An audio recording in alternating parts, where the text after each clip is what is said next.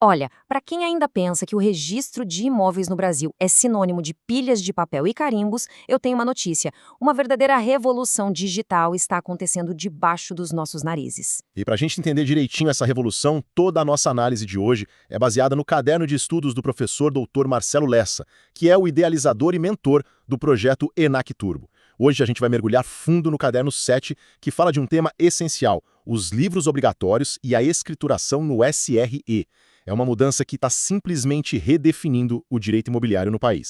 Vamos começar pelo ponto mais impactante, aquele que quebra um paradigma de séculos. Sabe aquela imagem clássica dos livros físicos enormes, pesados, encadernados? Então, pode esquecer. Como regra geral, isso não existe mais. Essa frase que está aí na tela é o ponto de partida para tudo que a gente vai conversar hoje. A era do papel como o coração do registro imobiliário, bom, ela chegou ao fim. E é aqui que mora a essência da transformação. O conceito fundamental mudou. Deixou de ser um objeto físico para se tornar um banco de dados eletrônico. Essa é a nova realidade, o novo jeito que os livros registrais existem, e tudo isso impulsionado pela Lei 14.382 de 2022. Exatamente. E como o professor Lessa sempre destaca, não é só uma troca de formato, viu? Os dados agora conversam entre si, eles são interoperáveis. Isso abriu um leque de agilidade e de segurança jurídica que, sinceramente, antes era impensável.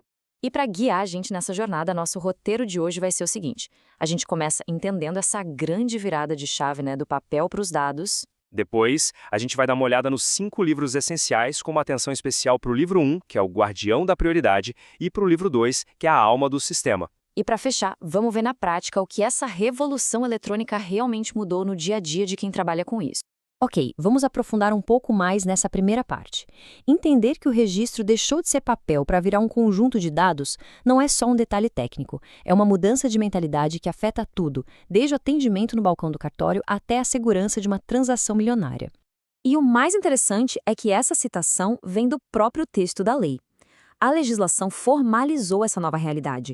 A gente não está falando de uma interpretação ou de uma tendência, é uma determinação legal. É isso aí. O que significa que pensar em registro de imóveis hoje é pensar em gestão de dados, em segurança digital e integração de sistemas. O profissional do direito que não virar essa chave na cabeça vai simplesmente ficar para trás. Mas, para a gente entender o tamanho do impacto dessa revolução, a gente precisa primeiro falar a mesma língua. Por isso, vamos passar rapidinho pelos 5 livros obrigatórios. Eles são como a gramática do sistema. São os pilares que, mesmo nesse novo mundo digital, continuam sendo a base de tudo. Essa tabela aqui dá uma visão geral excelente de como o sistema funciona. A gente tem o livro 1, o protocolo, que é a porta de entrada e que garante quem chegou primeiro. Depois, o livro 2, o registro geral, onde a vida do imóvel é contada, lá na matrícula. Isso. Aí vem o livro 3, o auxiliar, que serve para registrar atos que não entram diretamente na matrícula.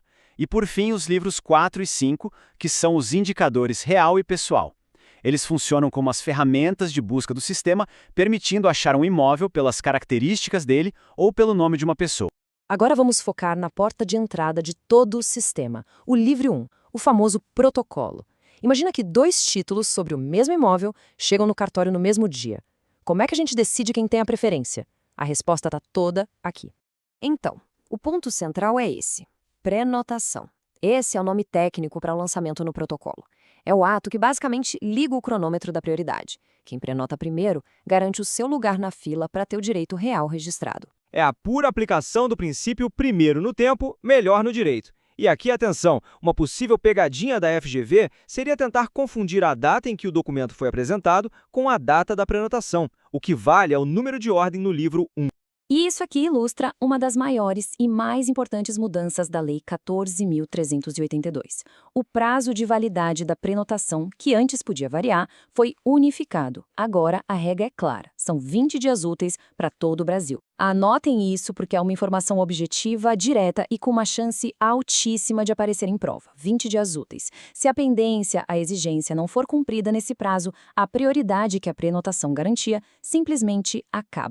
Beleza, saindo da porta de entrada, vamos agora para o coração do sistema, o livro 2, o registro geral. É aqui que a biografia oficial do imóvel é escrita, por meio da matrícula.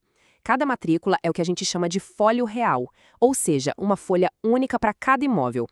E por falar em matrícula, outra novidade que é fundamental é o CNM, o Código Nacional de Matrícula. Pensa nele como se fosse o CPF do imóvel. É um código único, padronizado, que vai permitir a identificação de qualquer propriedade no país, não importa em qual cartório ela esteja registrada. E isso é um passo gigantesco, né? Imagina o poder que isso dá para a integração nacional e principalmente para o combate a fraudes, como a duplicidade de matrículas.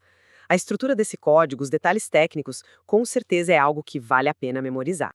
Agora vamos falar do motor por trás de toda essa mudança. A lei que virou o jogo, além do SERP, o Sistema Eletrônico dos Registros Públicos.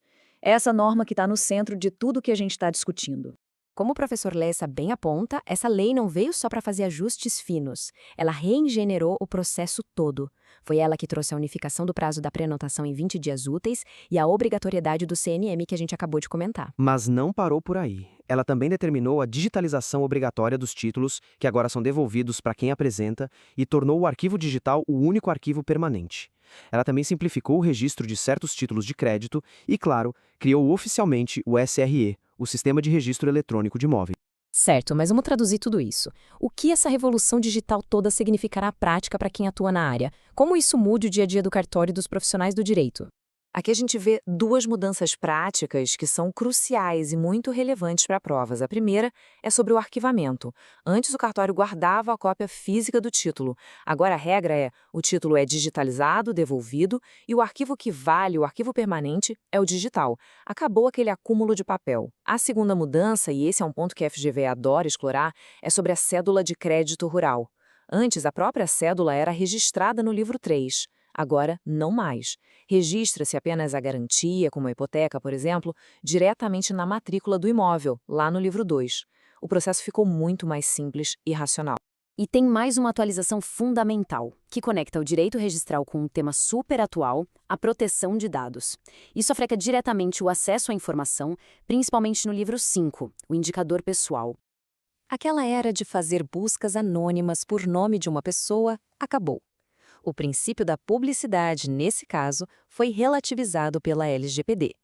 Agora, para pedir uma busca de bens em nome de alguém, é preciso seguir esses passos. Primeiro, a identificação segura de quem está pedindo a busca. E segundo, e muito importante, a indicação da finalidade dessa busca. O cartório precisa saber por que aquela informação está sendo solicitada para ter certeza de que o tratamento daqueles dados pessoais tem uma base legal válida. Então, se tem uma coisa para a gente levar dessa nossa conversa é esta. A lógica do registro de imóveis mudou completamente. Deixou de ser um sistema baseado em um lugar físico para se tornar uma rede fluida de dados. Exato. Quem quiser dominar essa matéria precisa fazer essa virada de chave mental. O futuro, que já é o presente, é pensar em interoperabilidade, em segurança digital e em processos totalmente eletrônicos. E essa transformação toda abre umas questões bem profundas sobre o futuro, né? Fica essa reflexão.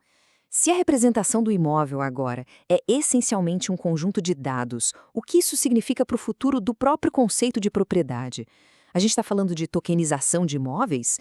De contratos inteligentes? Exatamente. A verdade é que estamos só no começo de uma nova era. Este material foi produzido a partir do conteúdo do projeto ENAC Turbo, sob autoria e orientação do professor Dr. Marcelo Lessa. Se esse conteúdo ajudou nos seus estudos, fica o convite para se inscrever no canal e ativar as notificações. Assim, a plataforma avisa assim que o próximo resumo for liberado.